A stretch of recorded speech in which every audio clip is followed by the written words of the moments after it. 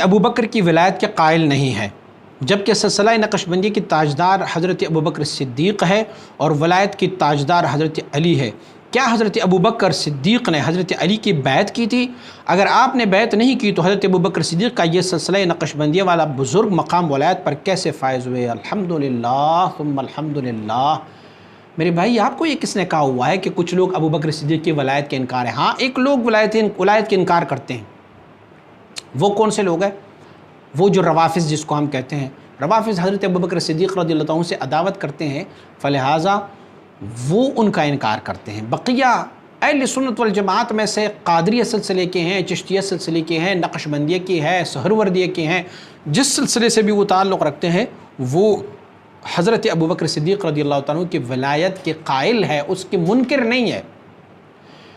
آپ شاید سوال کسی اور طریقے سے کرنا چاہتے تھے۔ آپ سوال یہ کرنا چاہتے تھے کہ شاہراہ کمالات نبوت کا راستہ حضرت ابوبکر صدیق سے کھلا ہے اور شاہراہ کمالات ولایت کا طریقہ اور راستہ حضرت سیدنا علی کرم اللہ وجہہ سے کھلا ہے۔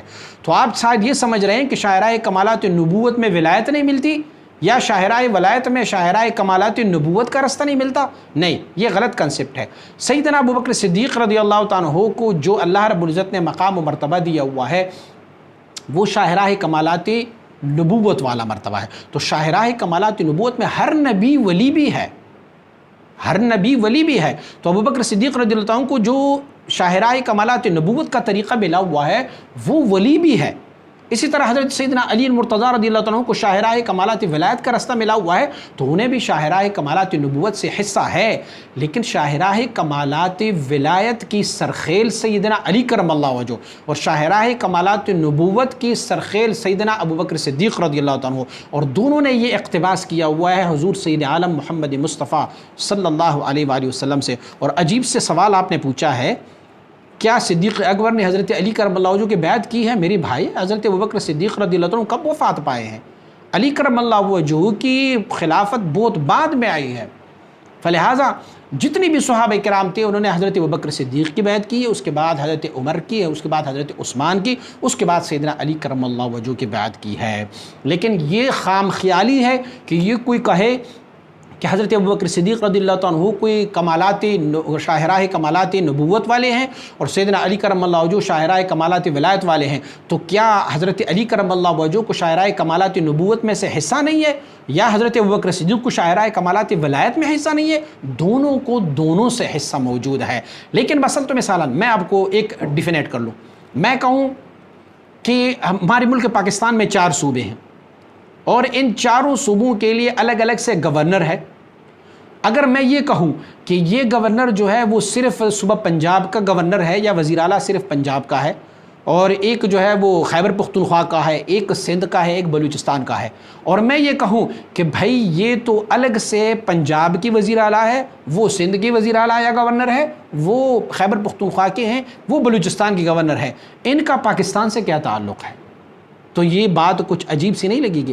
حال یہ ہے کہ یہ سارے جو ہے یہ پاکستان ہی کی طرف سے ہیں، گورنمنٹ آف پاکستان ہی ہے۔ میں اگر کہوں کہ پنجاب تو اس کا مطلب یہ ہوگا کہ پاکستان، میں اگر کہوں کہ خیبر پختونخوا تو اس کا مطلب ہوگا پاکستان، میں کہوں پنجاب یا سندھ یا بلوچستان تو اس کا مطلب یہ ہوگا کہ پاکستان ہی ہے۔ لیکن ان ہر ایک کا ایک ایک مرکز ہے، ایک مقام ہے۔ جب اس مقام کے بارے میں پوچھا جائے گا، پنجاب والوں سے پوچھا جائے گا تو پنجاب کے گورنر یا پنجاب کے وزیر اعلیٰ سے پوچھا جائے گا۔ اسی طرح خیبر پختونخوا والوں سے ان کی وزیر اعلیٰ یا گورنر سے ان کے بارے میں پوچھا جائے گا۔ بقیہ سب جو ہے وہ پاکستان میں شامل ہے۔ ایسے ہی سیدنا ابوبکر صدیق رضی اللہ عنہ جس رستے پر شاہراہ کمالات نبوت پر جانے والے لوگ ہیں، وہ ان کا سرخیل ہے۔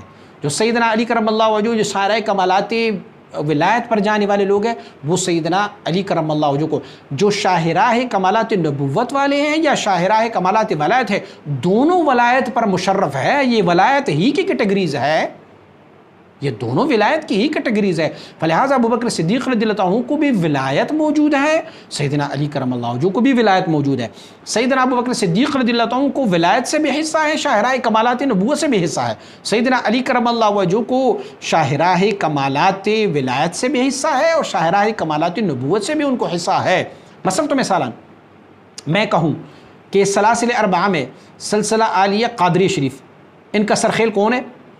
حضرت سیدنا शेख अब्दुल कादिर जिलानी रहमतुल्लाह, सिलसिला अलिया नक्शबंदिया मुजद्दिदिया इन्हीं का सरखेल हज़रत शाह नक्शबंद रहमतुल्लाह अलैह, ख्वाजा शेख शहाबुद्दीन सहरवर्दी सिलसिले के। इसी तरह अच्छा, अगर मैं ये कहूँ कि एक बंदा जिसको अल्लाह रब्बुल इज़्ज़त ने इन चारों सलासलों से फैज़ अता किया हुआ है, तो क्या उसे हम नक्शबंदी नहीं कहेंगे? उन्हें हम नक्शबंदी भी कहेंगे, चिश्ती भी कहेंगे, सहरवर्दी भी कहेंगे, कादरी भी कहेंगे। उनको चारों सिलसिलों से उनको फैज़ हासिल है। फ़लिहाज़ा सैयदना अली करमल्लाहु वजहू और सैयदना अबू बकर सिद्दीक़ रज़ियल्लाहु तआला अन्हु दोनों को दोनों मर्तबों से हिस्सा हासिल है। और जो हज़रत अबू बकर सिद्दीक़ की विलायत का इनकार करते हैं, वो तो तमाम सहाबा की विलायत का इनकार करते हैं। पता नहीं ये कौन बंदा है जो सैयदना अबू बकर सिद्दीक़ रज़ियल्लाहु अन्हु के विलायत का इनकार करते हैं। मज़ीद इस्लामी वीडियोस के लिए हमारे इस YouTube चैनल को सब्सक्राइब करें और घंटी के बटन पर क्लिक करें और वीडियो को लाइक, शेयर और कमेंट करना ना भूलें। जज़ाकल्लाह।